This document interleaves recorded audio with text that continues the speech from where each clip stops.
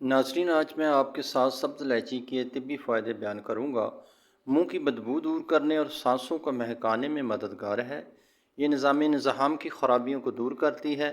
سبز الائچی پیٹ کے امراض سے نجات دلاتی ہے۔ بد ہضمی میں اس کا استعمال مفید ہوتا ہے۔ ریحاں میں اس کا استعمال فائدہ مند ہوتا ہے۔